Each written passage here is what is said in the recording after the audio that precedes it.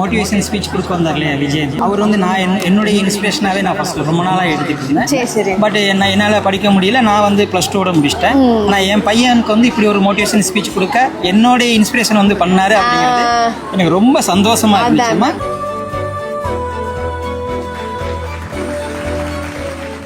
அருமையான தினம். என்னுடைய சொற்கள் விதைகளாக உங்கள் உள்ளத்தில் இருக்கும். இன்னைக்காவது ஒரு கஷ்டம் வரப்ப, இன்னைக்காவது ஒரு துயரம் வருகிற போது என் சொற்கள் விதைகளாக முதைக்கும். அந்த விதையில் இருந்து ஒரு மிகப்பெரிய வெற்றி என்கிற ஆலமரம் வரும் என்கிற நம்பிக்கையை விடைபெறுகிறேன். நன்றி, வணக்கம். கல்லூரி நிர்வாகத்தில் நெஞ்சம் நிறைந்த நன்றி. பேச்சாளனாக ரொம்ப சீரியஸான பேச்சாளர். ஜோக் சொல்றது, பசங்களை பத்தி ஜோக், பேரண்ட்ஸை பத்தி ஜோக் அப்படிலாம் சொல்லி பேசலாம். ஆனால் நான் அப்படி பேச மாட்டேன். காரணம் என்ன அப்படின்னா, உங்களை மகிழ்விப்பதற்கு ஏராளமான பிளாட்ஃபார்ம் இருக்கு.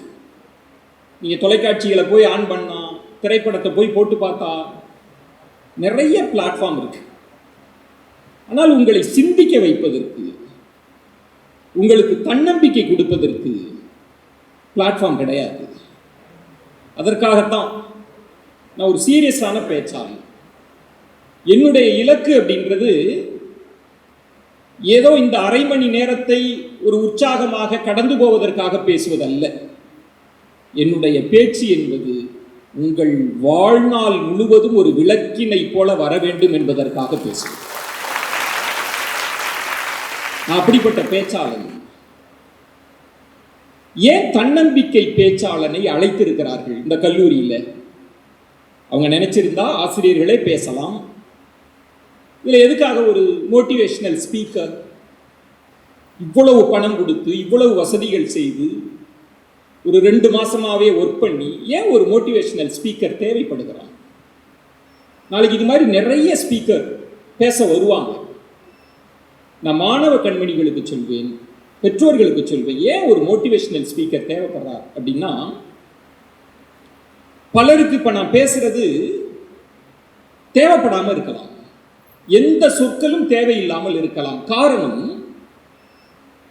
நீங்கள் கரையில் கட்டி வைக்கப்பட்டிருக்கின்ற படகினை போல ரொம்ப பாதுகாப்பாக இருக்கிறீர்கள். உங்களுக்கு எந்த பிரச்சனையும் கிடையாது. பேரண்ட்ஸ் இருக்காங்க, பெற்றோர்கள் பார்த்துப்பாங்க, ஆசிரியர்கள் பார்த்துப்பாங்க, இந்த கல்லூரி பார்த்து கொள்ளும் உங்களை.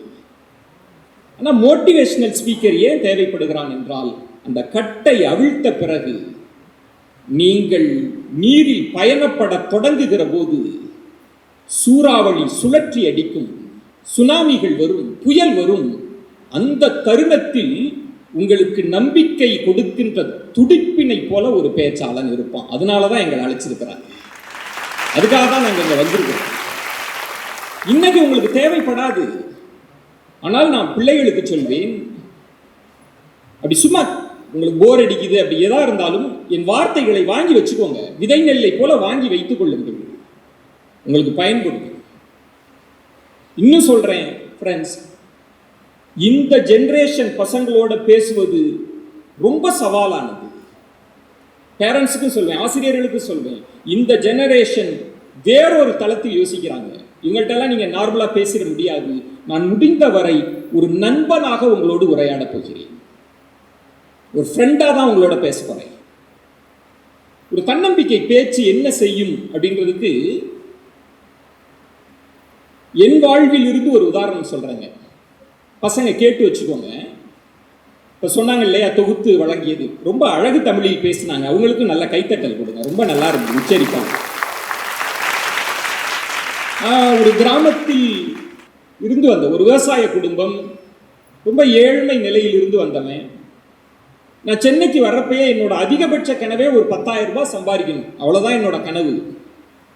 அப்புறம் ஊர் பாசம், தாய் பாசம், எப்படியாவது இந்த சென்னையை விட்டுட்டு திரும்ப ஊருக்கு போயிடணும், இதுதான் என்னுடைய இலக்காக இருந்தது. அப்புறம் படிப்படியாக அடிபட்டு சவுண்ட் இன்ஜினியரிங் படித்து கோல்டு மெடலிஸ்ட் வாங்கி ஜெயா தொலைக்காட்சியில் ரொம்ப சின்ன வயசுலேயே பெரிய பொறுப்புக்கு வந்துட்டேன்.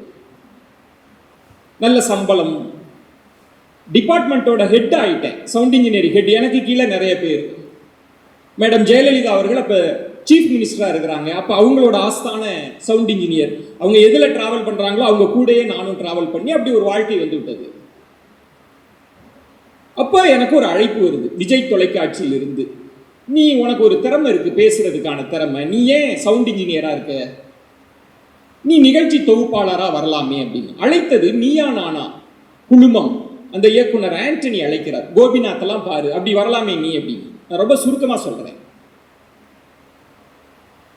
சரி அப்படின்னு நிறைய எதிர்ப்புகள். இந்த மாதிரி டைம்ல முடிவெடுக்க முடியாது உங்களால. லைஃப்ல முடிவெடுப்பவன் தான் ஜெயிப்பான். நல்ல வேலையை விட்டுட்டு போறதா, ஏன் உனக்கு தேவையில்லாத வேலை, ஏன் இருக்கிறத விட்டுட்டு பறக்கிறதுக்கு ஆசைப்படுற, இப்படிதான் இருக்கும் அட்வைஸ். நான் கடந்து போயிட்டேன். நிகழ்ச்சி தொகுப்பாளரா விஜய் தொலைக்காட்சிக்கு போயிட்டேன். ரொம்ப சுருக்கமா சொல்லணும்னா அந்த நிகழ்ச்சி அட்டர் ஃப்ளாப் ஆயிடுச்சு.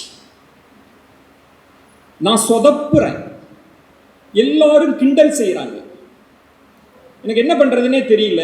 திடீரென்று அந்த நிகழ்ச்சியை நிறுத்திட்டாங்க. பாதியிலே அந்த நிகழ்ச்சியை நிறுத்தி விட்டார்கள். நான் இப்ப என் சொந்த கிராமத்தில் இருக்கிறேன். எனக்கு ஃபோன் பண்ணி சொல்றாங்க அந்த நிகழ்ச்சியை நிறுத்திட்டாங்க, அவ்வளவுதான் அப்படின்னு. நீங்க என் இடத்தில் இருந்து நீங்கள் யோசியுங்கள், என்ன செய்யறது? நம்ம திரும்பி சவுண்ட் இன்ஜினியரா போக முடியுமா? ஜெயா டிவில வாய்ப்பு இருக்காது. திரும்ப போனா அசிங்கமா இருக்குமே. சரி, முன்காலை எடுத்து அங்க போனா யார் வாய்ப்பு கொடுப்ப? நீ ஏற்கனவே சொதப்பிட்ட, ஏற்கனவே நிகழ்ச்சி அவுட்டு, யார் வாய்ப்பு கொடுப்பார்கள்? ரொம்ப குழப்பமான நிலை. காவிரி ஆற்றங்கரையில் அப்படியே இருக்கிறேன், எனக்கு ஒண்ணுமே தெரியல. மரணம் அளவுக்கு யோசனை போகுது. எப்படி இந்த உலகத்தை எதிர்கொள்வது, என்ன செய்யறது? கண்ணை கட்டின மாதிரி இருக்கு. அப்போது எனக்கு அப்துல் கலாம் அவர்களினுடைய உரையை நான் பதிவு செய்து வைத்திருந்தேன். இந்த அப்துல் கலாம் அவர்களினுடைய உரையை திரும்ப கேட்கிற ஒரு வாய்ப்பு எதேச்சையா, நான் ஏன் கேட்டேன்லாம் தெரியல, மிராக்கிள் மாதிரி. அதில் அப்துல் கலாம் அவர்கள்ட்ட ஒரு கேள்வி, மரணத்தை பற்றி நீங்கள் என்ன நினைக்கிறீர்கள்? அப்துல் கலாம் சொல்கிறார், மரணம் என்பதுங்க, மரணம்ன்றது மூச்செல்லாம் நிறுத்துறது இல்லைங்க, முயற்சியை நிறுத்துறதுக்கு பேர் தாங்க மரணம் அப்படின்னு அப்துல் கலாம் சொன்னார்.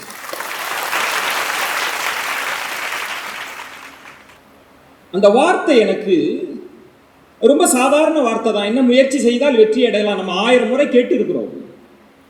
ஆனால் அந்த இடத்தில் அப்படி தாகமாக இருக்கக்கூடிய ஒருவனுக்கு, அப்படி வெயில்ல வந்தவனுக்கு ஒரு கோப்பையில் அப்படி தண்ணி கொடுக்கிறப்ப, அப்போது அது தீர்த்தம். அதற்கு முன்பு வெறும் தண்ணீர் தான். அப்படி ஓடுகிற போது எல்லாரும் சாதாரண நொடிகளை கடந்து போகிறோம். ஆனால் ஒரு ஒலிம்பிக்ல ஓடுற ஒரு வீரன் இருக்கான்ல, அவனுக்கு அந்த நொடி என்பதுதான் அவன் வாழ்க்கைக்கான அற்புதமான தருணம், அந்த நொடி. அப்ப அந்த வார்த்தை தான் என் வாழ்க்கையை செழுமைப்படுத்தியது. இன்றைக்கும் என் வாழ்க்கையின் ஒரு அங்கமாக அப்துல் கலாம் இருக்கிறார். நான் இன்னைக்கும் நன்றியோடு நினைந்து பார்க்கிறேன். இந்த பேச்சினுடைய நோக்கம், என்னுடைய ஆசை என்ன தெரியுமா? நான் இயற்கையிடம், இறைவனிடம் வேண்டுவது, உங்கள் வாழ்வின் அற்புத தருணத்தில் இந்த விஜயன் இருக்க வேண்டும். அதற்காகத்தான் பேச வந்திருக்கேன்.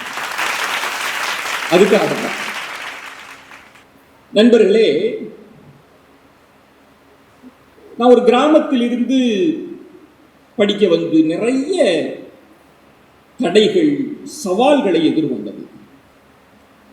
அண்ணன் யுவராஜ் அவர்கள் சொன்னாங்க, எங்க கல்லூரியில் படிக்கிறதுல முதல் தலைமுறை பிள்ளைகள் வந்திருக்காங்க அப்படின்னு. வாழ்த்துக்கள், விண்ணதிர கரவொலி கொடுங்க குடும்பத்துக்கு. முதல் தலைமுறை பிள்ளைகள் பொறியியல், இது ஒரு தலைமுறையினுடைய கனவு. இன்னைக்கு வீட்டுக்கு போகிற போது அப்படி அப்பாவுக்கு ஒரு நிம்மதி இருக்கும், பையனை இன்ஜினியர் ஆக்கிட்டோம், பொண்ணை இன்ஜினியர் ஆக்கிட்டோம் அப்படின்னு. நான் 3 விதமான மாணவர்களை நான் சந்தித்திருக்கிறேன் என் வாழ்க்கையில். இன்ஜினியரிங், நானும் ஒரு இன்ஜினியரிங் ஸ்டூடெண்ட்ன்றதுனால சொல்றேன். ரொம்ப யங் அச்சீவர், யங் ஆண்டர்பிரனர் நிறைய பேரை நான் பேட்டி எடுத்திருக்கிறேன். ஒரு 30-32 வயசுக்குள்ள இருக்கும். நீங்க நம்ப மாட்டீங்க, கோடிகளில் சம்பாதிப்பவனை நான் பார்த்திருக்கிறேன். ஆஸ்கார் பிலிம் அகாடமியில ஒரு நாகர்கோயிலை சேர்ந்த ஒரு பையன் 1.25 கோடி சம்பாதிக்கிறான். 10 லட்சம் 15 லட்சம் சம்பாதிக்கிற பிள்ளைகளை பார்க்கிறேன். அப்படி பெரிய இடத்துல இருக்கிற பசங்க எல்லாம் பார்க்கிறேன். அது ஒரு குறிப்பிட்ட விழுக்காட்டினர் அப்படி இருக்கிறாங்க. நான் விவசாய கல்லூரிக்கு பேச போயிருந்த போது என்னுடைய ஜூனியராக இருந்த ஒரு தம்பி, என் நண்பர், ஒரு இளைஞராக இருந்தார். நான் பேச போயிருந்தேன். இந்த கல்வி எவ்வளவு அற்புதத்தை நிகழ்த்துது பாருங்க. ஒரு 10-12 ஆண்டுகளுக்கு பிறகு நான் எந்த கல்லூரிக்கு பேச போனேனோ, எந்த கல்லூரிக்கு பேச ஒரு இளைஞன் என்னை அழைத்தானோ, அந்த இளைஞன் என் செய்தித்துறைக்கே தலைவராக வந்தார், IAS ஆபீசரா வந்துட்டார். கல்வி அப்படி ஒரு மேஜிக்கை நிகழ்த்தும்.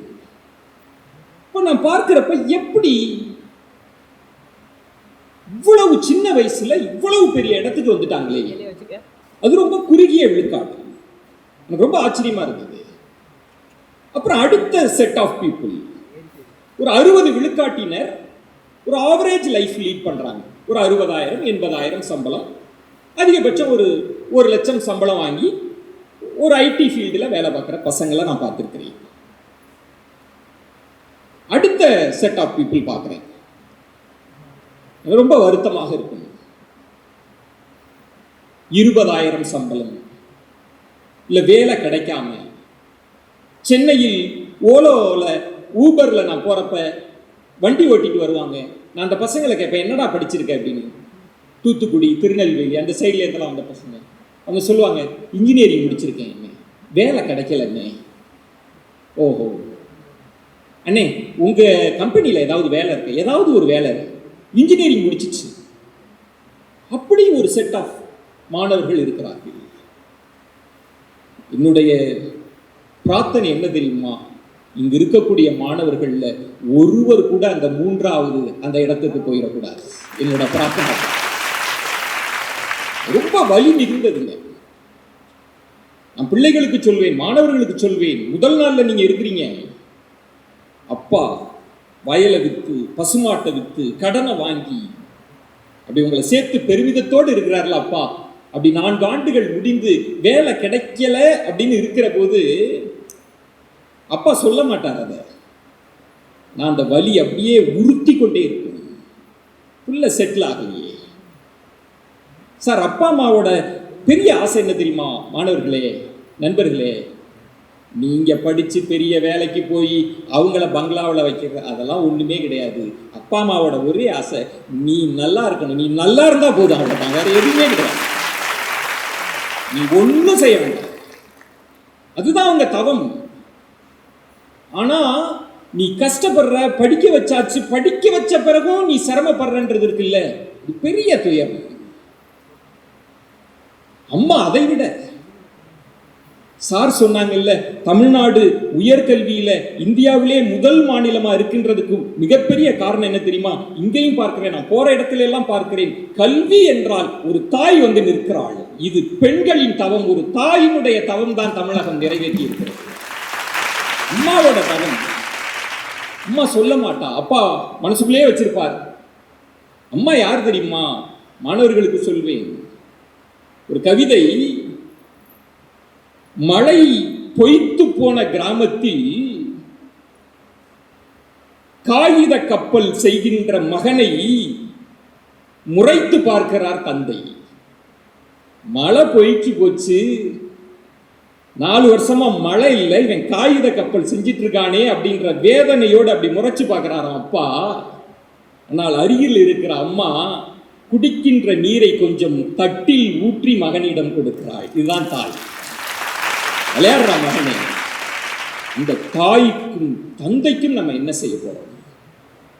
இந்த இடத்தில் நான் ஒரு ரகசியம் சொல்றேன் பிள்ளைகளே, இந்த தினத்தில் நீங்கள் உங்கள் நெஞ்சத்தில் வாங்க வேண்டிய விதைகளாக வைத்துக் கொள்ளுங்கள். நான் இதை ஸ்டடி பண்றேன் 4 வருடங்கள், பல வருடங்களா இதை பார்க்கிறப்ப இவன் மட்டும் எப்படி ஜெயிச்சிட்டான்? இவ்வளவு பெரிய இடம், லட்சக்கணக்கில் சம்பாத்தியம், சின்ன வயதில் இவ்வளவு பெரிய பொறுப்பு, இவெல்லாம் தோத்துட்டாங்க, வேலைக்கு போகாம இருக்கிறான், ஆவரேஜ் லைஃப் லீட் பண்றாங்களே அப்படின்னு. நான் ஒன்றை கண்டுபிடிச்சேங்க. அது என்ன அப்படின்னா, நம்ம எல்லாம் நினைப்போம் இவனுக்கு அறிவு இல்லை, அவன் அறிவாளியா இருப்பான், திறமை இருக்காது, அவன் திறமையாளனாக இருப்பான் அப்படின்னு தான் நம்ம நம்புறோம். அது உண்மையில் இல்லை. அதெல்லாம் கிடையவே கிடையாது. அந்த அறிவு, அந்த திறமையெல்லாம் நம்ம பிள்ளைகளுக்கே இருக்கும். எது இல்லை என்றால், இந்த பிள்ளைகளிடம் இருப்பது இவர்களிடம் எது இல்லை என்றால், மனதில் வைத்துக் கொள்ளுங்கள், 4 விஷயம் இருக்கிறது. முதலில் அவர்களிடம் வாழ்க்கையில் வெற்றி பெற வேண்டும் என்கிற வேட்கை இருக்காது, விருப்பம் இருக்காது. ஜெயிக்கணும்டா, பெரிய ஆளா வரணும் அப்படி விருப்பப்படாதவன் ஆவரேஜ் லைஃப், மோசமான லைஃப். அர்ப்பணிப்பு இருக்காது. ஒரு கனவு இருக்கு, ஒரு தேடல் இருக்கு, அதுக்கான அர்ப்பணிப்பு, உழைப்பு இருக்காது. வழிகாட்டுதல் இருக்காது. இன்னென்ன படிக்கணும், இது செய்யணும், வழிகாட்ட ஆள் இருக்காது. 4வது ஒரு முக்கியமான விஷயத்தை சொல்கிறேன், ஒழுக்கம் இருக்காது, டிசிப்ளின் இருக்காது. இந்த 4 விடயங்கள் மட்டும் நீங்கள் கெட்டியாக பற்றி கொண்டால் முதல் இடத்திற்கு நீங்கள் வந்து விடுவீர்கள், கட்டாயமாக. அப்படி ஒரு நம்பிக்கை விதைகள் நான் கொஞ்சம் மெல்ல ஊன்றி இருந்தால், எனக்கு பேரண்ட்ஸ் வேண்டாம், பசங்க விண்ணதுல ஒரு கரவொலி கொடுங்க, இந்த விதையை நாங்கள் வாங்கி கொண்டோம். விருப்பம், வழிகாட்டுதல், அர்ப்பணிப்பு, ஒழுக்கம், டிசிப்ளின். எனக்கு இந்த கல்லூரியில் ரொம்ப பிடிச்ச விஷயம், இந்த 4க்கும் இந்த கல்லூரி துணை இருக்கிறது. நீங்க சிரமப்பட தேவையில்லை. கல்லூரி நிர்வாகத்திற்கு நான் நன்றி கூற கடமைப்பட்டிருக்கிறேன். 4 விஷயத்தை கெட்டியாக பிடிச்சுக்கோங்க. நீங்க நிறைய மதிப்பெண் வாங்கலாம், வாங்காம போகலாம். நான் சொல்வேன், யாரையுமே அண்டர் எஸ்டிமேட் பண்ணக்கூடாது. சேர்மன் சார் கூட பேசிட்டு போனப்ப சொன்னாங்க, என்ன வேண்டுமானாலும் நடக்கலாம், நம்ம யூகிக்க முடியாத இடத்தில் ஒருவன் வெற்றி அடைவான். மதிப்பென்றது ஒரு அளவுகோல் மட்டும்தான், அதை தாண்டி ஜெயிக்க முடியும். ஆனா உன்னிடம் இந்த 4 விஷயங்கள் இருக்கணும். விருப்பம், அர்ப்பணிப்பு, தேடல். ஒரு விதமான தேடல் இருந்துட்டே இருக்கணும். ஜெயிக்கணும்டா, பெருசா அப்படின்னா இதுக்கு நீங்க என்ன செய்யணும், அதை பத்தி பேசணும். முக்கியமா இந்த ஜெனரேஷனுக்கு இருக்கிற மிகப்பெரிய சவால், எங்கள் தலைமுறைக்கு இல்லாத சவால் அப்படின்றது இந்த மொபைல் போன். மிகப்பெரிய சவால். இதை பற்றி நான் அறிவியல் பூர்வமாக, உளவியல் பூர்வமாக படிச்சிருக்கிறேன். அஸ் அ ஃப்ரெண்டா உங்களோட ஷேர் பண்றேன், பேரண்ட்ஸும் தெரிஞ்சுக்கணும். சார் கூட சொல்றப்ப சொன்னாங்க, கவனச்சிதறல் ஏற்பட்டு இருக்கிறது அப்படின்னு. கவனச்சிதறல் ஏற்பட்டு இருக்கிறது அப்படின்னு இந்த மொபைல் போன் அதை ஏற்படுத்தி இருக்கிறது. முன்பெல்லாம் 40 நிமிடங்கள் ஒரு பீரியடுக்கு. ஏன் அப்படின்னா அது சும்மா ஃபிக்ஸ் பண்ணல 40 நிமிஷம். உளவியலாளர்கள் என்ன சொன்னாங்க அப்படின்னா, ஒரு பொருளின் மீது ஒருத்தரோட கவனம் 40 நிமிஷத்துல குவிஞ்சிருக்கும், அதுக்கப்புறம் ஒரு சின்ன அயற்சி இருக்கும், அப்படின்னா இன்னொரு பீரியட், அப்புறம் அடுத்த பீரியட் முடிஞ்சோடனே ஒரு சின்ன பிரேக். காரணம், 40 நிமிஷத்துக்கு மேல ஒரு விஷயத்திற்குள் மனம் நிற்காது. இது உளவியலாளர்கள் நம் தலைமுறைக்கு கண்டுபிடித்தது.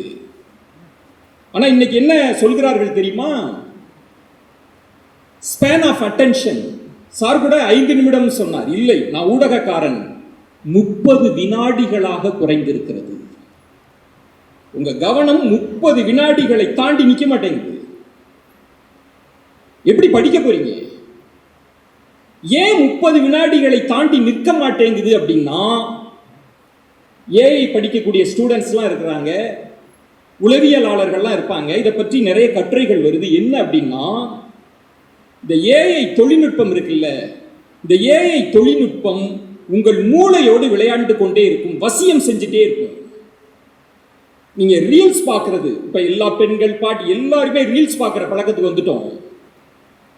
நாங்கள் மீடியா ஃபீல்டு, எங்களோட இலக்கு என்ன தெரியுமா? உள்ளுக்கு வந்த உங்களை வெளியில விடக்கூடாது. நீ 2 நிமிஷம் பார்க்கலான்னு வந்திருக்க, உன்னை 2 மணி நேரம் பார்க்க வைக்க வேண்டும். ஏஐ உங்க மூளையோடு விளையாண்டு கொண்டே இருக்கும். நீ சும்மா அப்படி ஏர்டெல் சூப்பர் சிங்கர்ல ஒரு பாட்டு பார்ப்ப, ஏஐ உன் மூளை இதை கண்டுபிடிச்சிடும். உனக்கு என்ன வேணும் வேணும் வேணும் லிங்க்ல வந்துட்டே இருக்கும். இரவுகள் ட்ரெயின்ல பாக்குறீங்க, தூங்குறதுக்கு முன்னாடி ஒரு அரை மணி நேரம் பார்க்கலாம் அப்படின்னு வச்சா 2 மணி வரைக்கும் பார்த்துட்டே இருப்பீங்க. உங்கள் மூளையை வசியப்படுத்தின பிறகு ரீல்ஸ் பார்க்கிற பசங்களுக்கு புத்தகத்தின் மீது கவனம் குவியவில்லை என்று உளவியலாளர்கள் சொல்கிறார்கள். நான் சொல்கிறேன், நான் இந்த மீடியா ஃபீல்டில் இருக்கேன். நான் சின்ன வயசுல நான் அவ்வளோ புத்தகங்கள் படிப்பேன். என்னால் 5 பக்கத்திற்கு மேல படிக்க முடியல, கவனம் வரல.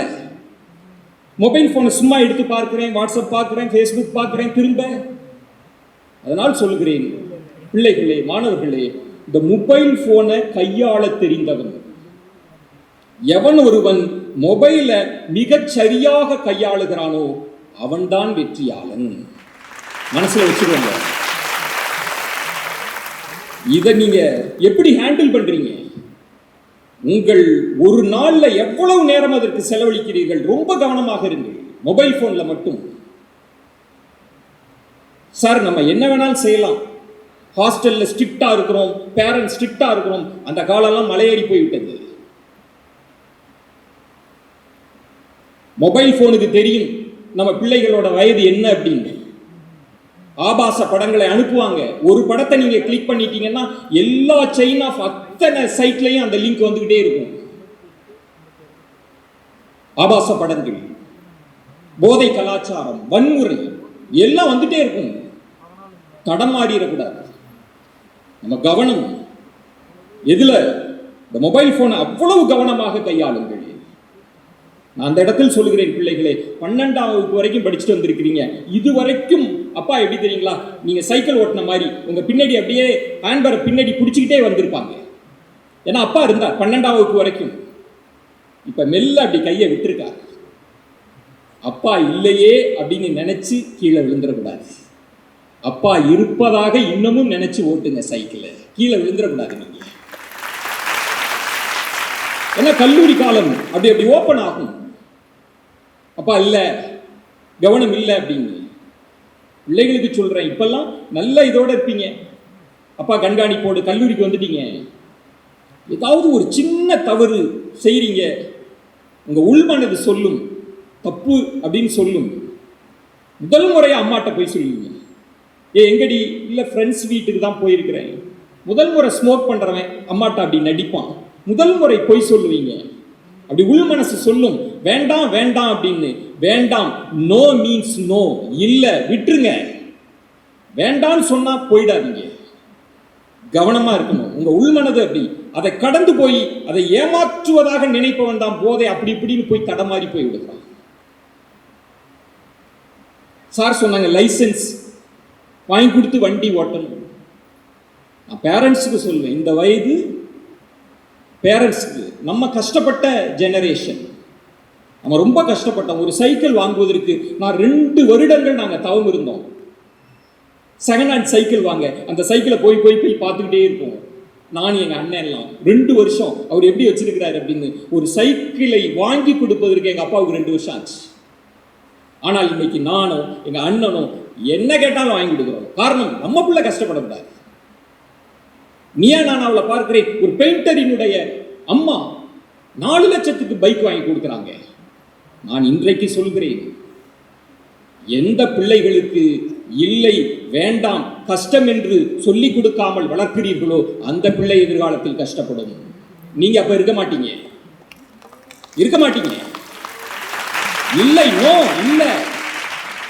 பைக்கெல்லாம் பாருங்க, எவ்வளவு வேகம், எவ்வளவு விபத்துகள். கவனமாக இருக்கணும். நான் அதுக்கு அந்த இடத்துல தான் நான் பிள்ளைகளுக்கு, மாணவர்களுக்கு சொல்வேன், நம்ம அப்பா அம்மாவெல்லாம் விட்டுருங்க, நீங்கள் சுய கட்டுப்பாடோடு இருங்கள். அதுக்கு ஃபோக்கஸ்டா இருங்க. இந்த கல்லூரியில 2 விஷயம் மனசுல வச்சுக்கோங்க பிள்ளைகளே. நிறைய நல்லா படிக்கிற பிள்ளைகள்லாம் வந்திருக்கலாம். இந்த கல்லூரி வாழ்க்கையை எப்படி நீங்க பயன்படுத்தணும் அப்படின்னா, சில பசங்க நல்லா படிப்பாங்க, படிப்புன்னு இருப்பாங்க. சில பசங்க வெறும் கொண்டாட்டமாகவே வாழ்ந்து விடுவார்கள். ஒரு பொண்ணு அழகா சொன்னா, எதுவுமே கொண்டாடாம படிப்புன்னே இருந்துட்டேனே அப்படின்னு நீங்க வருத்தப்படக்கூடாது. எந்த படிப்பும் இல்லாமல் வெறும் கொண்டாட்டமாகவே என் வாழ்க்கை கடந்து விட்டதே அப்படின்னு நீங்க கஷ்டப்படக்கூடாது. ஒரு பேலன்ஸ் லைஃபை நீங்க லீட் பண்ணணும். சந்தோஷமா இருங்க, இந்த வயசு தான், ஹாப்பியா இருங்க. ஆனால் அது அனைத்தும் ஒரு கட்டுப்பாட்டிற்குள் இருக்க வேண்டும். உங்கள் சந்தோஷம் ஒரு கட்டுப்பாட்டிற்குள் இருக்க வேண்டும். அது உங்கள் பெற்றோர்களுக்கு, ஆசிரியர்களுக்கு தெரிந்த கொண்டாட்டமாக இருக்க வேண்டும். அதுல ரொம்ப முக்கியமானது நீங்க ஜெயிப்பதற்கான சூத்திரத்தை சொல்கிறேன். நண்பர்களை தேர்ந்தெடுத்தல். எனக்கு தெரியும், ஃபர்ஸ்ட் இயர் ஸ்டூடெண்ட்ஸ் யாருக்கும் தெரியாது. அப்படியே போவாங்க, ஃபர்ஸ்ட் இயர் கிளாஸ்ல போவாங்க, அப்படி மேகம் கலைந்து அப்படி கூடுவதை போல அப்படியே கேங்கா அப்படியே பிரிந்து ஒரு மாசத்துக்குள்ள அப்படியே ஒரு செட் அப்படி உருவாகும், நட்பு வட்டம் உருவாகும். அப்படி நண்பர்கள் உருவாவார்கள். முடிந்தவரை நான் உங்களுக்கு சொல்வேன், நல்ல நண்பர்களை தேர்ந்தெடுத்தல் ரொம்ப முக்கியம். நம்ம நட்பு, நான் பிள்ளைகளுக்கு சொல்வேன், உளவியலாளர்கள் சொல்வாங்க, தன்னம்பிக்கை புத்தகத்தில் சொல்வாங்க, உங்களை சுற்றி இருப்பவர்களினுடைய சராசரி தான் நீங்க. 50% தான். உங்களை சுற்றி ஒரு 10 ஃப்ரெண்ட்ஸ் இருக்காங்களா, 10 ஃப்ரெண்ட்ஸும் வந்து ஜெயிக்கிறத பத்தி யோசிக்கிறான், யூபிஎஸ்சி எக்ஸாமை பத்தி பேசுறான், ஃபர்ஸ்ட் ரேங்க் வாங்குறத பத்தி பேசுறானா, அப்படி இருந்தானா நீ ரொம்ப ரொம்ப மோசமான நிலையில் இருந்தாலும் நீ ஆவரேஜ் ஸ்டூடெண்டா வந்துடுவ. ஏன்னா உன்னை சுற்றி இருக்கிற என்வாயர்மெண்ட் அப்படி இருக்கும். அதே நேரத்தில் நீ ரொம்ப பிரைட் ஸ்டூடெண்டா இருக்க, நீ நல்ல ஸ்டூடெண்டா இருக்கிற, ஆனால் நீ தவறான நண்பர்கள் சகவாசத்தோடு வந்து விட்டால் அடுத்த 6 மாசத்துல நீ சீரழிந்து போவாய். தான் உண்மை. ரொம்ப இயல்பானது. நீங்க சமையலறையில பார்த்திருக்கலாம், நல்ல பழங்கள் இருக்கிற இடத்தில் ஒரு அழுகல் பழம் இருந்தால் போதும், எல்லா பழமும் அழுகலாகிவிடும். நல்ல நண்பர்களை தேர்ந்து எடுத்துக்கொள்ளுங்கள். ரொம்ப கவனமா இருங்க. என் ஃப்ரெண்டுக்காக நான் செஞ்சேன், அவ ஃப்ரெண்டு தப்பு செஞ்சா நான் ஃப்ரெண்ட்ஷிப் ஒரு மண்ணாங்கட்டியும் கிடையாது. உன் நண்பனுக்கு நீ உண்மையான நட்பாக இருக்கிறாய் என்றால் எது சரி எது தவறுன்னு சொல்லணும். உன் நண்பன் தப்பு செஞ்சானா அவங்க பேரண்ட்ஸ் கிட்ட போய் இவன் தப்பு செய்யறான், தயவு செய்து கண்டியுங்கள் என்று எவன் சொல்கிறானோ அவன்தான் சரியான நண்பன். அப்படிலாம் இல்ல, ஃப்ரெண்டை காப்பாத்துறேன், இல்ல ஆன்டி அவ இப்பதான் கோயிலுக்கு போயிருக்கிறா, அப்படிலாம் நீங்க ஏமாற்றுகிறீர்கள் என்றால் நீங்கள் உங்கள் நண்பனுக்கும் உண்மையாக இல்லை, நட்புக்கும் உண்மையாக இல்லை. அதை எப்போதும் மனசுல வச்சுக்கோங்க. ஏன்னா இந்த கல்லூரி நாட்கள்ல ரொம்ப சிக்கலான இடம் என்பது நட்பு தான். நல்ல ஃப்ரெண்ட்ஸை, நல்ல ஆட்களை தேர்வு செஞ்சுக்குங்க. 2வது விடயம். 3வது ரொம்ப முக்கியமான விஷயம் உங்களுக்கு சொல்றேன். வந்தோம், படித்தோம், அது இன்ஜினியரிங். நீங்க படிக்கிறது, நீங்க படிக்கிற ஒவ்வொன்றும் உங்கள் தொழிலோடு எதிர்காலத்தோடு சம்பந்தப்பட்டது, மதிப்பெண்ணோடு அல்ல. இன்ஜினியரிங்ல மட்டும் அந்த சிக்கல் இருக்கு. நீங்க ஒவ்வொன்றையும் படிக்கிறீங்கல்ல, அது அனைத்திற்குமே தொடர்பு இருக்கிறது. நான் எலக்ட்ரானிக்ஸ் அண்ட் கம்யூனிகேஷன் டிப்ளமா முடிச்சேன், டிஸ்டிங்ஷன் வாங்கினேன், எல்லாம் ஏட்டு சுரக்காய், எல்லாம் மனப்பாடம் பண்ணிட்டேன். +2ல பண்ற மாதிரி மனப்பாடம் பண்ணிட்டேன். ஒர்க்கிங் என்வாயர்மெண்ட்ல எதுவுமே எனக்கு புரியல. அப்படி படிச்சிடக்கூடாது. நீங்கள் படிப்பதை புரிந்து கொண்டு காரணம் நீங்கள் பொறியாளர்கள், எல்லாத்துக்கும் கனெக்ட் உண்டு. அப்படி நீங்க படிக்கணும், புரிந்து கொண்டு தேடல் இருக்கணும். ரொம்ப அதுதான் ரொம்ப முக்கியம். அடுத்த இடம்ன்றது ரொம்ப முக்கியம். உங்களுக்கு சொல்வேன் பிள்ளைகளே, நான் இந்த மொபைல் போன் சொன்னேன்ல, எங்களுக்கு கிடைக்காத வரம் உங்களுக்கு கிடைத்திருக்கிறது, அதுவும் இந்த மொபைல் போன் தான். நான் ஒரு ஸ்போக்கன் இங்கிலீஷ் கத்துக்கணுன்றதுக்காக அப்ப விவேகானந்தா புத்தகம் 1500 ரூபாய் கட்டினா அந்த புத்தகம் அனுப்புவாங்க. எனக்கு ஆசை, காரணம் எனக்கு இங்கிலீஷ் பேச வரல, அசிங்கப்பட்டுட்டேன். சரி, ஸ்போக்கன் இங்கிலீஷ் புத்தகத்தை வாங்கி படிக்கலாம் அப்படின்னா 1500 ரூபாய் கட்ட சொல்றாங்க. மணி ஆர்டர் பண்ணா புத்தகம் அனுப்புவோம் அப்படின்னு என் அப்பாட்ட போய் கேட்குறேன். 1500 ரூபாய். எங்க அப்பா விவசாயி, நீங்க நம்ப மாட்டீங்க, குறுவை சாகுபடி கிட்டத்தட்ட 6 மாசம் செஞ்சு எல்லா கணக்கு வழக்கும் தீர்த்த பிறகு என் அப்பா கையில இருக்கிறது 3000 ரூபாய் மிஞ்சுது ஒரு விவசாயி கையில. அதாங்க 6 மாசத்துக்கு ஒரு குடும்பத்துக்கு மிஞ்சின 3000 ரூபாய் தொகை. என் அப்பா எல்லாத்த கணக்கு வழக்கெல்லாம் பார்த்துட்டு 3000 வச்சுட்டு இருக்கிறார். என் அப்பாட்ட கேட்டேன், 1500 ரூபாய் கொடுப்பா அப்படின்னு. என் அப்பா கொடுத்துட்டார். 1500 ரூபாய் வச்சுட்டு என்னத்த குடும்பத்தை நடத்துறது? நான் அப்ப யோசித்தேன், என்னடா அது 1500 ரூபாய் வாங்கிட்டோமே இந்த புத்தகத்திற்காக அப்படின்னு. அப்பா சொன்ன படிப்பா, எங்க அம்மா படிப்பா அப்படின்னு. ஆனால் இன்றைக்கு அப்படி உங்களுக்கு கிடையாது. கொட்டி கிடக்கிறது வாய்ப்புகள். நீங்க என்ன நினைக்கிறீங்களோ அது இருக்கு, எந்த தடையும் இல்லை. இந்த மொபைல் போனை நீ எப்படி ஆப்ரேட் பண்ற, நீ எப்படி பயன்படுத்துகிறாய், இதில் இருக்கிறது சூட்சம். எங்க சொந்தக்கார பையன், மாமா பையன், எங்க ஊருக்கு பக்கத்துல இருக்கிற கிராமம், அது ஒரு சிக் வில்லேஜ். ஒரு 10 குடும்பத்தில் இருக்கிறவங்களும் ரொம்ப சிக்கான ஆட்கள், எக்ஸ்போஷர் கிடையாது, ஒரு பேப்பர் வராது, எதுவுமே வராத ஒரு பாழ்பட்ட கிராமம் அது. அதுல அந்த பையன் படிச்சான். ரொம்ப பேச மாட்டான். நாங்கெல்லாம் கூட ரொம்ப அண்டர் எஸ்டிமேட் பண்ணோம் அந்த பையனை. இவன் என்ன பண்ண போறான் அப்படின்ட்டு. அவன் திடீர்னு அவனை நான் டிகிரி சேர்த்து விட்டோம். அவன் சொன்னான், கோர்ஸ் முடிச்சுட்டு, மாமா நான் ஜேஇ பாஸ் பண்ணிட்டேன், மீன்ஸ் ஏதோ என்ட்ரன்ஸில் பாஸ் பண்ணேன். எனக்கு ரொம்ப ஆச்சரியமா இருந்தது. எப்படி நான் பாஸ் பண்ணேன் அப்படின்னு. எந்த கோச்சிங் போகல, எப்படிடா அப்படின்னு. இல்லை மாமா, நெட்லேயே பார்த்து கோர்ஸ் எல்லாம் தேடி நான் படித்தேன் அப்படின்ட்டான். அப்படியா அப்படின்னு. அடுத்து கொஞ்ச நாள் கழிச்சு, நான் ஐஐடிக்கு அப்ளை பண்ணியிருக்கேன். அப்படியே எதுடா, இந்த இதுல எல்லாம் கேட்டேன் மாமா. சோசியல் மீடியாவில் இது சார்ந்து லிங்க்டின்ல எல்லாம் நான் ஆட்கள் தான் போய், ஒரு கிராமம் இருக்கிறது, கிராமம் ரொம்ப மோசமான கிராமம், பேப்பர் கூட கிடையாது, அப்படி ஒரு கிராமத்தில் இருந்து நான் அதுல இருந்தெல்லாம் போட்டேன் மாமா. நிறைய எங்க ஃப்ரெண்ட்ஸ் எல்லாம் என்னை கைட் பண்ணாங்க. ஐஐடி அப்ளிகேஷன் போட்டேன், கவுஹாத்தின்னு நினைக்கிறேன். ஐஐடியில் ஜாயின் பண்ணிட்டான். ஐஐடியில் போய் சேர்ந்தாச்சு.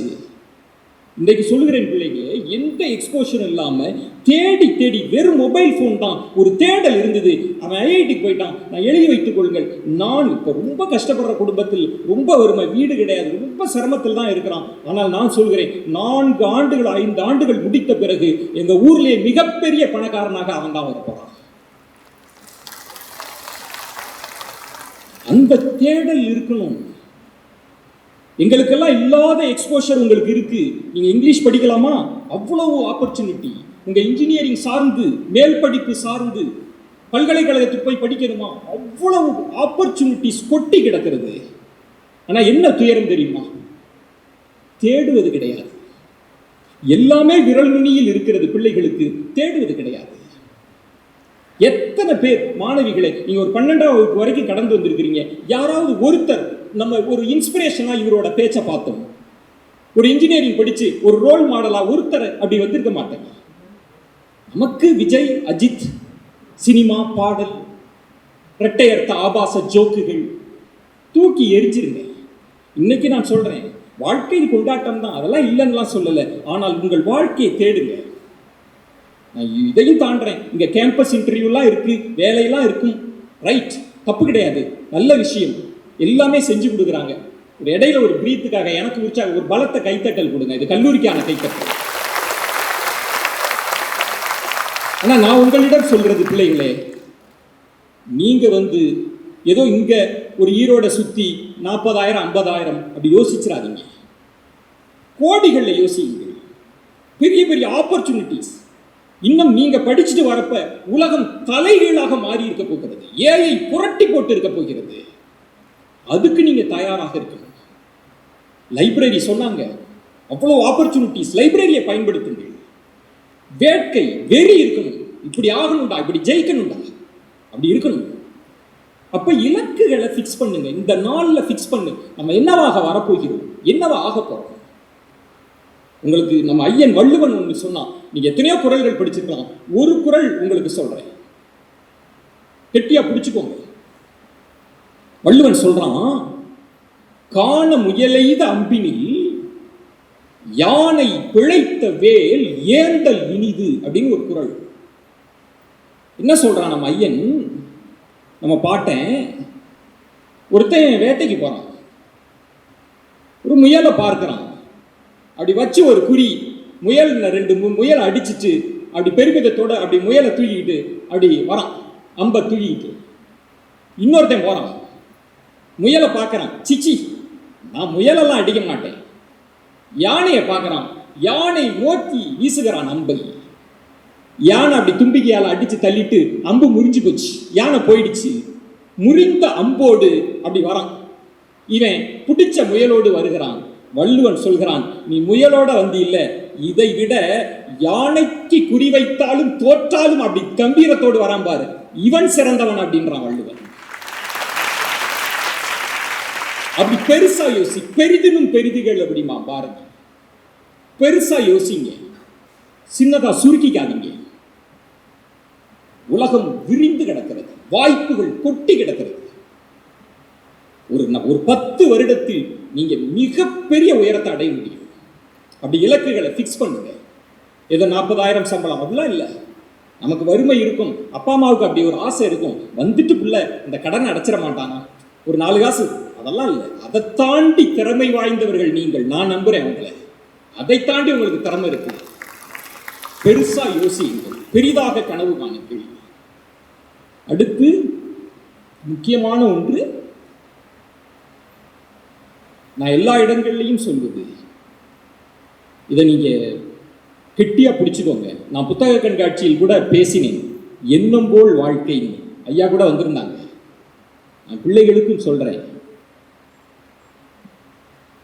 எண்ணம் போல் வாழ்க்கைன்றது, நீ ஏதாவது ஆக விரும்புகிறாயா, ஏதாவது உனக்கு கனவு இருக்கா?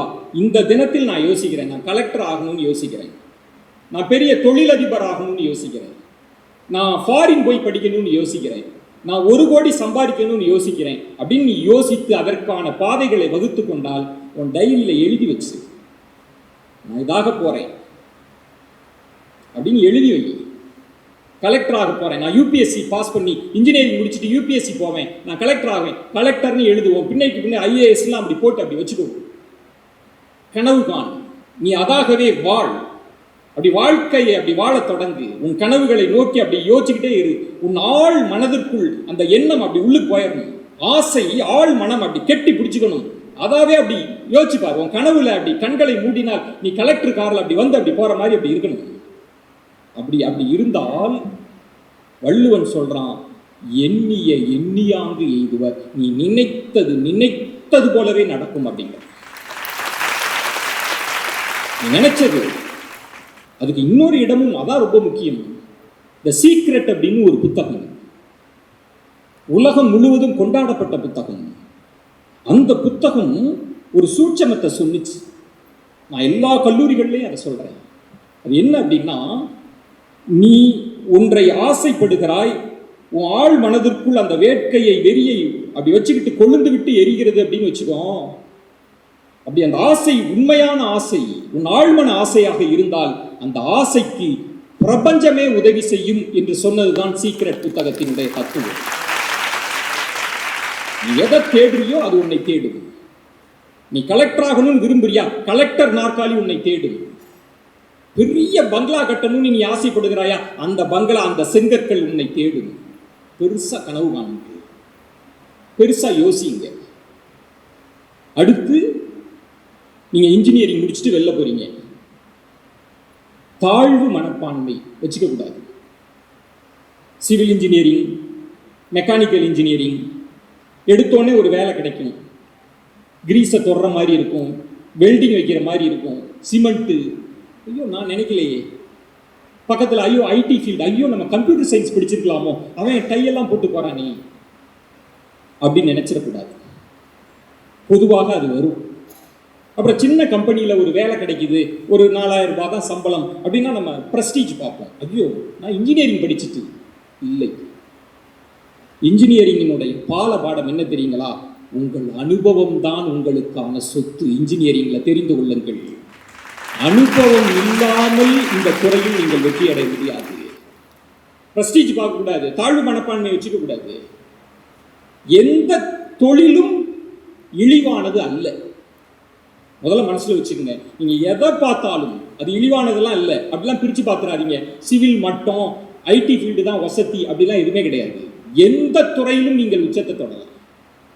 அதுக்கு ஒரு உதாரணம், நான் நேரடியாக பார்த்த உதாரணத்தை சொல்றேன். நான் நிறைய சாதனையாளர்கள் எல்லாம் பேட்டி எடுத்திருக்கிறேன். பெரிய பெரிய, அதாவது ஈரோடு, நான் அந்த மேற்கு மண்டலத்தில் உள்ள அத்துணை தொழிலதிபர்களையும் பேட்டி எடுத்துட்டேன். அவங்க கூடயே ஒரு நாள் பூரா வாழ்ந்திருக்கிறேன். அதில் ஒருத்தரை பேட்டி எடுக்க பெங்களூரில் இருக்கிறார். அவரை பேட்டி எடுக்க போகிறோம். அவர் நிறைய ஃபாரின் கார், சொகுசு கார்கள் அவர்கிட்ட இருக்கு. மில்லினர் பார்பர் ரமேஷ் பாபு அப்படின்னு நீங்கள் கூகுளில் டைப் பண்ணீங்கன்னா வரும், நீங்கள் பார்க்கலாம். நீங்கள் பாருங்க. இன்னைக்கு அவரை பேட்டி எடுக்க போகிறேன். அவர் யார் அப்படின்னு கேட்டிங்கன்னா, அவர்கிட்ட எல்லா சொகுசு கார்களும் அவர்கிட்ட இருக்கு. ஏதாவது வெளிநாடுகளில் ஒரு பெரிய சொகுசு கார் தயாரிக்கிறான்னா அவருக்கு ஒரு பீஸ் அனுப்பிடுறாங்க.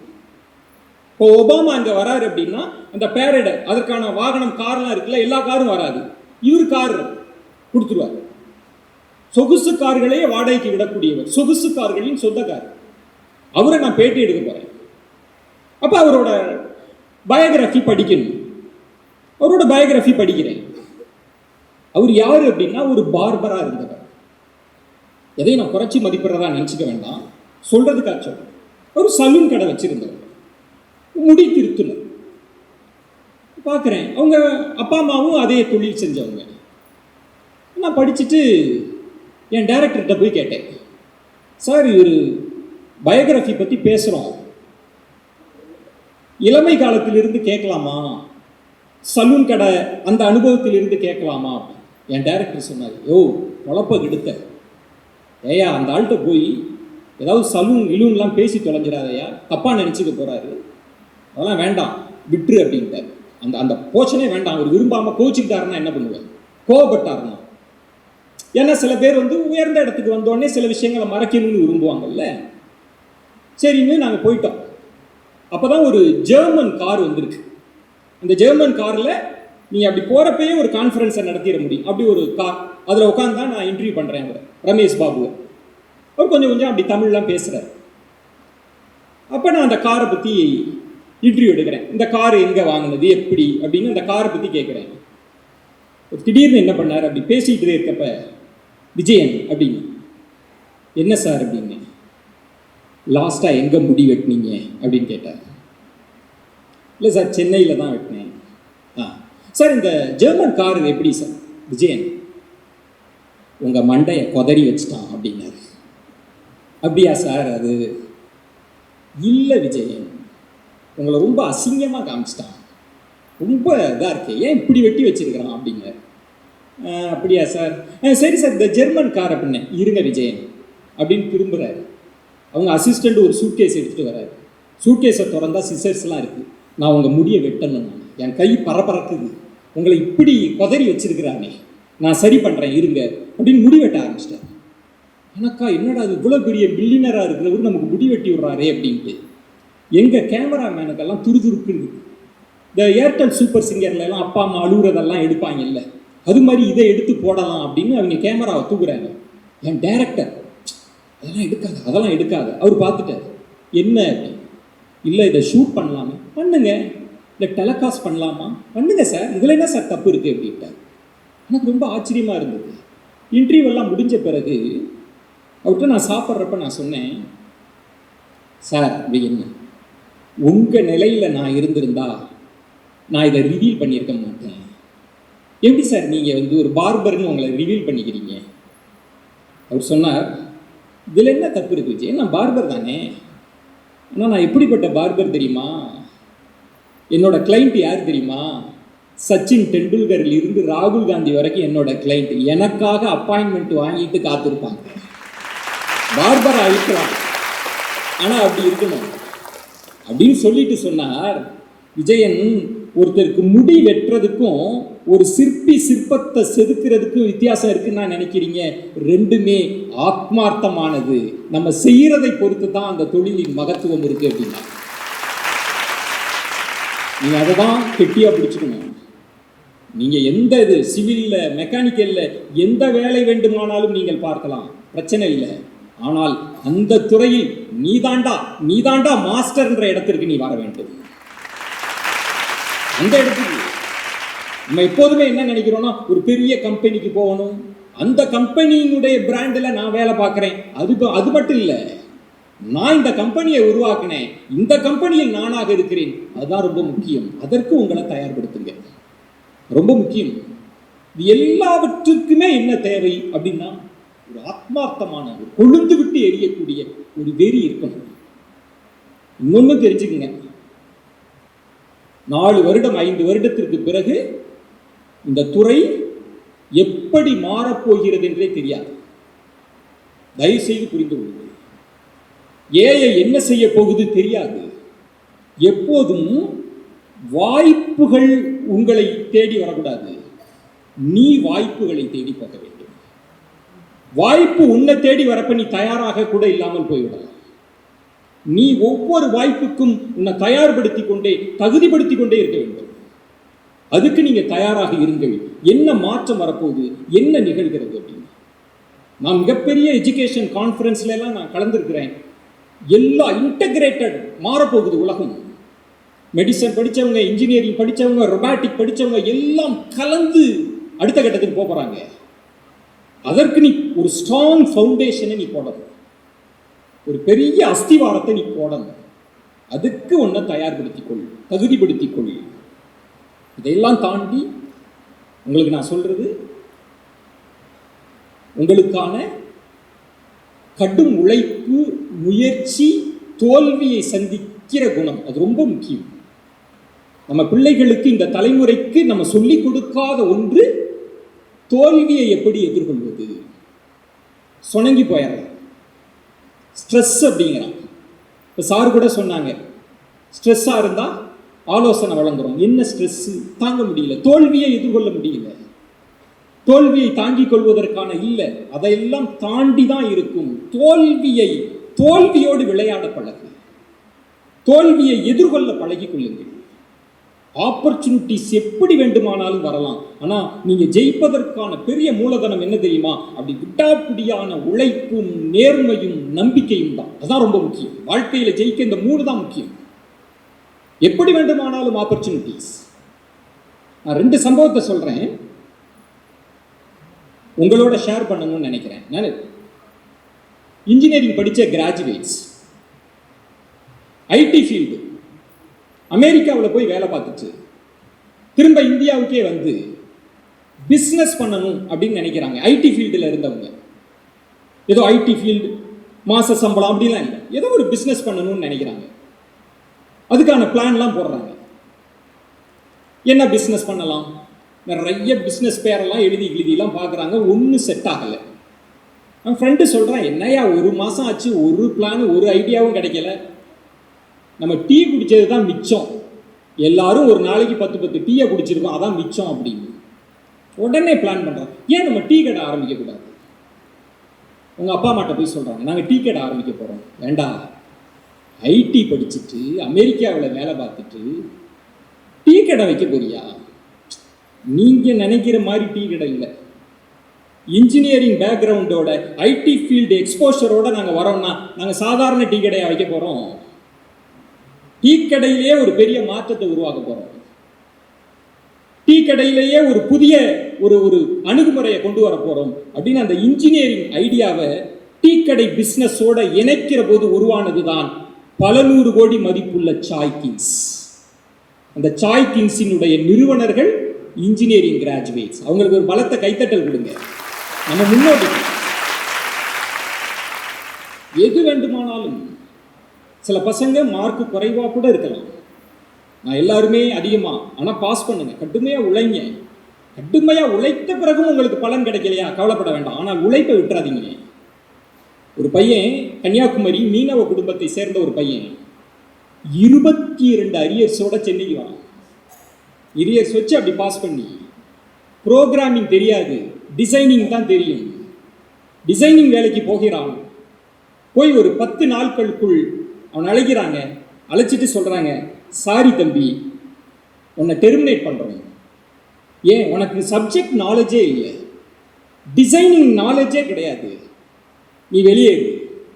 அவன் அப்படியே பார்த்துட்டே இருக்கிறான். சார் எனக்கு ஒரு ஆப்பர்ச்சுனிட்டிஸ் கொடுங்களேன். இல்லை இல்லை இல்லை வேண்டாம், நீ டெர்மினேட் பண்ணி. சரி சார், நாளைக்கு நான் வேலைக்கு வரல. நாளைக்கெல்லாம் வேண்டாம், இன்னைக்கே கிளம்பு. எல்லாரும் பார்க்குறாங்க. எனக்கு அந்த இளைஞன் என்கிட்ட பேட்டி சொன்ன போது சொன்னார், நான் அப்படியே என் கண்ணை சிமிட்டாமல் அப்படியே பார்த்துக்கிட்டே இருந்தேன் சார். சிமிட்டவே இல்லை, ஏன்னா சிமிட்டிட்டேன்னா என் கண்ணில் இருந்து தண்ணி வந்துடும். எனக்கு 4000 ரூபாய் செக்கு கொடுத்து அனுப்புனாங்க.